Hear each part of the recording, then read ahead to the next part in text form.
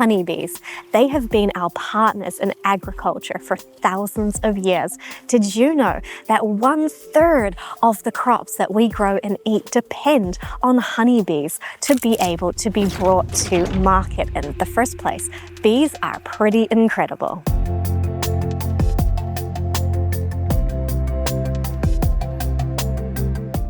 Over the next few months, I am going to be putting together a series all about honeybees because I personally find them super fascinating and I want to learn lots more about them.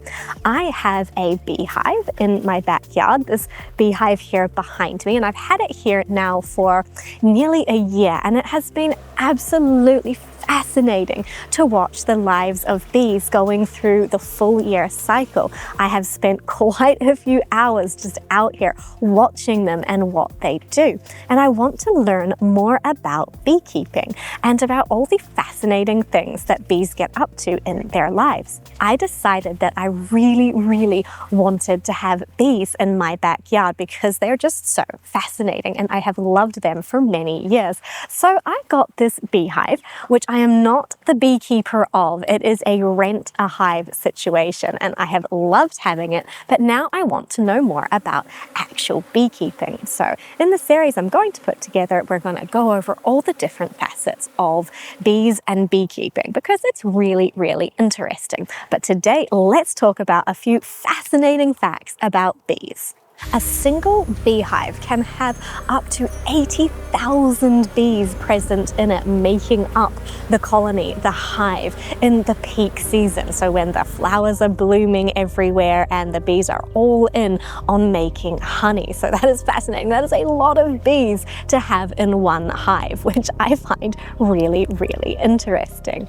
And that is the thing about honey. Well, it takes a huge amount of work from the bees to make honey. To make 500 grams or a pound of honey, the bees need to visit over 2 million flowers to make that small, well, we think it's small amount of honey. So they are very industrious little creatures getting out there and collecting a huge amount of pollen and nectar from the flowers. Bees are the primary pollinators of many crops that we grow. Over 100 crops are dependent on bees. So pretty much anything that has a blossom that's going to turn into some kind of fruit is going to need bees to pollinate it, especially on the scale that we grow these things today. So apples and almonds, berries, cucumbers and melons and pumpkins, they're all dependent on honeybees for pollination.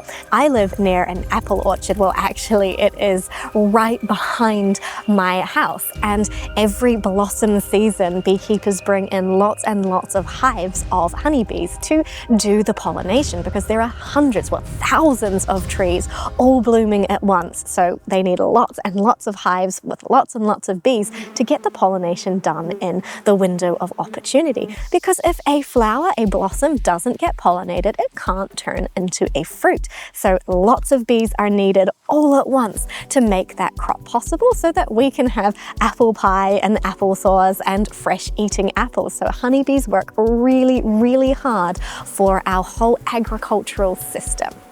Bees are able to communicate very complex directional information to each other. So they're able to communicate the precise location of flowers that are coming into bloom and communicate that to all the other bees in the hive so that they can go out and find that. And they do that by doing a dance that communicates that information to the other bees. It's called the Waggle dance. And it is just fascinating that they are able to communicate such precise information, essentially giving a map to their sisters so that the rest of the bees can go out to that prime spot to gather the nectar to bring home to the hive, which is just crazy when you think of the complexity of that information that they are able to convey. Well, I find it fascinating anyway.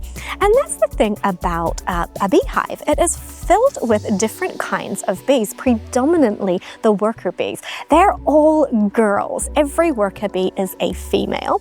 So a hive has worker bees in large numbers, and it has drone bees, which are the boy bees, and their only function is to go out and reproduce. So drones are like the reproductive cells of the hive. They go out to mate with other hives' queens, and that is how the hive reproduces its genetics over time. And then of course there is the queen bee, who lays every egg that's going to make every bee that forms the colony, which is an amazing, complex, fascinating way to build the hive. Whereas every bee is not really sort of an individual in its own right. The whole hive as a collective is the organism. It's referred to as a superorganism, where every bee is serving its role in that hive for the whole organism as one unit.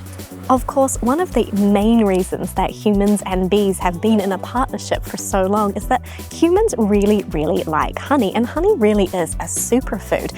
It never spoils. Archaeologists have found perfectly edible honey from ancient Egypt from over 3,000 years ago, which is, I can't think of anything else that would last that long. So honey never spoils. So long as you store it in a way that it's not going to evaporate, it's going to be there for a very long time, ready to be eaten or used medicinally. I hope that you find bees as fascinating as I do. Over the series that I'm planning, we're going to deep dive into all things bees. We're going to look at their fascinating behavior and the way they live their lives. We're going to look at the history of the relationship between bees and people, the history of beekeeping, and the different ways beekeeping has been practiced over time and in different places of the world. We're going to look at modern beekeeping because I really want to find out more about beekeeping today, and we're going to look at some of the struggles that bees are facing, because honeybees are facing some serious challenges for their ongoing survival. So we'll have a look at that too.